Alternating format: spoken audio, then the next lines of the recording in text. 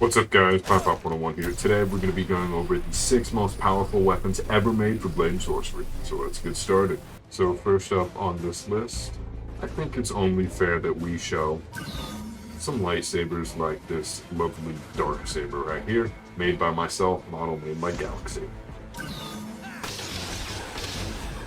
There's just something super satisfying about being able to use an actual saber in VR. Not to mention be able to use telekinesis, and we have latent, which lets us use force-like abilities like the force push and things like that. Hey, come back here. I will be taking that. Can obviously dismember limbs super easily, even when they're bugging out with shields, but that's quite alright. I don't know. I just really love the way that this looks. I think that the shader looks fantastic and is actually realistic to how it looked in the show. And, well, I guess all of the shows and movies.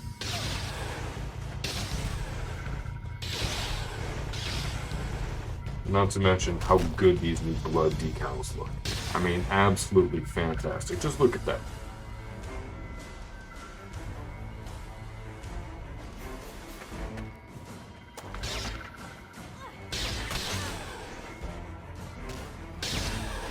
It's just so easy to dismember. Makes it so much fun. I think not.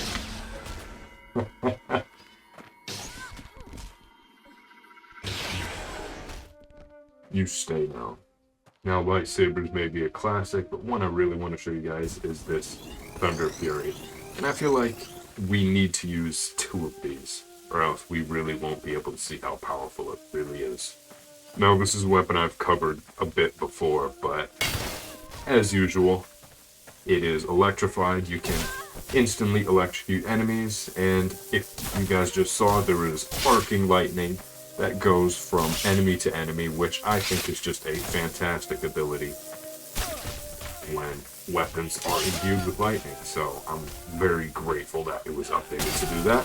Not only can you hack and slash, cut off limbs, electrocute enemies, but if you pull the trigger, we have the Lightning Kamehameha. That's right, so if you pull the trigger, you can shoot out the Lightning Kamehameha beam just like our Lightning Merge, which is a very cool and very overpowered ability that only 3 weapons in the game have at this moment. This was the very first to do it, and I gotta say, just with the lightning spell merge shrunk particles right in the middle, it just makes this weapon look even better. It really does look fantastic. Not to mention, it is also infinitely imbued with lightning, so if you press the spell button, you can dismember enemies easy as pie. Or, I don't really know what it's called, but our, I guess, lightning trail. Since I am using Spells Plus, it does upgrade the abilities quite a bit. So if you really want to get brutal and dismember enemies like this, I highly recommend getting Spells Plus as well. And one other very, very cool thing about this mod is you can use that lightning trail plus the lightning Kamehameha at the exact same time. So let's say we put a shield of lightning and our lightning Kamehameha. They cannot hit us at all, and we're protected. So, like I said, it's just extremely overpowered and a ton of fun to use, because no enemy can really get close to you unless you want them to. Here we have one that I'm sure you guys are familiar with, mainly you anime fans that love overpowered katanas. If we sheath and unsheath, any enemy we're looking at instantly gets dismembered. Now, while we're holding the katana, if we hold the spell button, slash them, then sheath it, it instantly dismembers them wherever you cut them. So with this guy, if we cut his head, sheath it, well, we got a little bit more than his head, but you guys get the idea. It's extremely overpowered. Now, while you're holding the sheath, if you pull the trigger, it shoots out the Mirage Blade in whatever direction your head is facing. It's very, very overpowered, and I love the fact that it looks beautiful and it can actually pierce into enemies. Notice you can also cut off limbs, which is very overpowered, but it's a very cool feature of this. So I do want to show you guys, if we get the time stop on, what it actually looks like. So if we freeze time, pull the trigger, this is what we're shooting at the enemies. And, well, we can get a little bit overpowered just for fun. And yes, it does look like it auto-targets enemies. And one very cool ability that I cannot forget, aside from it being a very, very overpowered katana, is if we grab another one, because it seems like I lost it. If we pull the trigger, we can actually create a wave which dismembers enemies. Look at that. Oof, right off both knees. That must be painful. Oh yeah, there we go. So yeah, this is an extremely overpowered weapon, the Yamato made by Genix, but of course it is a very, very cool weapon to use, and it's very sharp. I mean, it's a katana. You saw, guys. It's very... Ooh. Oh man. It's very easy to dismember with this thing. Even easier than I thought it was previously. And just a little bonus, we can equip the sharp projectiles, the Mirage Edge. I don't really know if this does much. I mean, it's a sword, it dismembers them very easily. This one is a bit bigger though. And one very cool thing about this is if you throw it, it actually spins properly, and it comes straight back to your hand. And I gotta say, that is one of the most beautiful returns, if not the most beautiful return I have ever seen in Blade Sorcery. For example, you're fighting some enemies, they're getting in your way. Oh no, you throw the weapon, it injures them, and you can just get them right back. Two new weapons that I want to show you guys are the Reformed Mjolnir and Stormbreaker. So why don't we start with this? So you get your Reformed Mjolnir from Thor: Love and Thunder, raise it above your head, and it should... Look at that. Gets imbued with infinite lightning, and of course it is a Mjolnir, which does incredible knockback damage to any enemy that gets in our way. Who doesn't love Mjolnirs? Now, I don't know if you guys saw real quick, but this guy, if we pull the trigger, it also shoots up the Lightning Kamehameha. So this and the Stormbreaker both do it, and they are the second and third weapons to have this ability. Now keep in mind, there's only 3 that can do it. But, I mean, it really is just super overpowered and super, super cool. Oh, I didn't realize you could pin them up there, too. Wow. Awesome. And a brand new feature of this, just like the Shatterblade, is if we press the spell button, it shoots out the actual shards from the Mjolnir, and if we press it again, they do return and reform the Mjolnir. And on the way back, they can pierce enemies as well. So it just makes it super, super overpowered. And very, very cool. Come back to me. Come back. Oh, yeah. Pierced them on the way back, and here we go. Yeah, this is a, well, probably the most overpowered Mjolnir that Blade and Sorcery has ever had. And I gotta say, I don't really have an issue with it. Not to mention, it is a Mjolnir, so if you throw it, press the spell button, and it comes, well, or press the grip, and it comes right back to you. Not to mention, we have the explosion. So if we do that again, the lightning slam. It looks incredible. And yes, it still obviously comes back to us. It's just super overpowered, and probably one of my new favorite weapons to use, just because of all the cool things that you can do with it.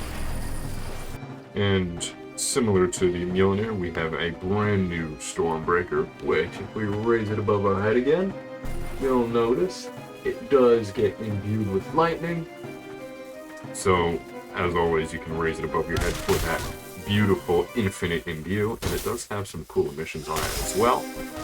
And you can obviously throw it. It does the lightning slam as well, which is a very cool feature, because, I mean, come on, who wouldn't want that?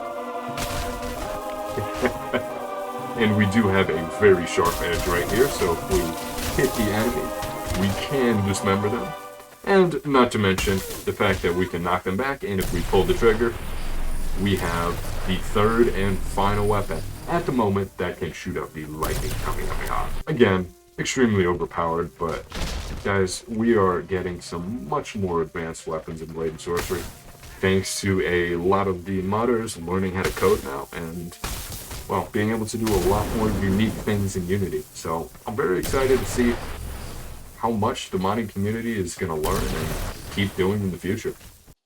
Now here we have the sixth and final weapon, the Shatterblade, which, you know, I'm going to enjoy using. Why don't we take a look at this tutorial and figure out all the abilities, because I know this has a ton, and it's just a very, very cool and overpowered weapon. This is the first time I've ever actually used it in a videos, so guys, just be prepared. Now, if we press the spell button, it does turn into a much longer sword, which you can easily pierce and damage the enemies with the blades, which is super cool. And obviously move our hand up and down the weapon. Now, if we grab this one right here, it looks like it turns into a saw blade, which, now that's pretty overpowered.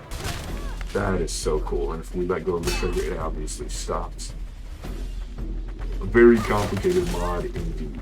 Oh, and it looks like we can dismember with the shards too. That's pretty awesome. Come here, you. Come on, it's your turn. Alright, next we have this guy, which, oh, I guess same thing. Just a saw, or maybe I turned it around. Why don't we grab this? It looks like we have a gun right here, which actually shoots out the shards. How cool is that? Not to mention that the shards actually end up returning automatically, which, this is so cool. The fact that they actually pierce and they're aimed in the right direction as well. Awesome. Hey, come back. Fix yourself. There you go. And obviously one of the main features about the Shatterblade right here is the fact that it can contain every different kind of imbue. So why don't we get away from these enemies real quick. Here we go. And, you know, I'm thinking a bit of fire, maybe a little bit of gravity. Oh, yeah, that's starting to look cool. Let's see what else we got. We have Renegon, so a bit of lightning. Oh, looks like we lost some of our charge. You know what? Why don't we get the Amaterasu just for fun? So, that doesn't look like the Amaterasu. Here we go. And we can imbue it with our black flames right here. So, obviously we have the Shatterblade, which is extremely overpowered and can contain all the abilities of these spells. And that does include the things that these spells can do. So, for example, we're hitting these enemies. Come back. Now, it does cause a little bit of lag, but that is to be expected. And just like the ability of the Amaterasu, which lights enemies on black fire, I don't know why she's floating? Oh, gravity, of course. But yeah, so it does combine the abilities like that, which is a very, very cool feature. And notice that they are attacking their ally. That is because the ability of this lightning right here, I need to change the color, but of the Renegon, when hitting enemies, they do become your allies. So, again, just extremely overpowered and very cool. Probably the best, if not one of the best weapons in the game. So, I think that is it for this video, guys. If you liked the video, you like the mods, please leave a like, comment, and subscribe. It helps out the channel a ton. Thanks for watching.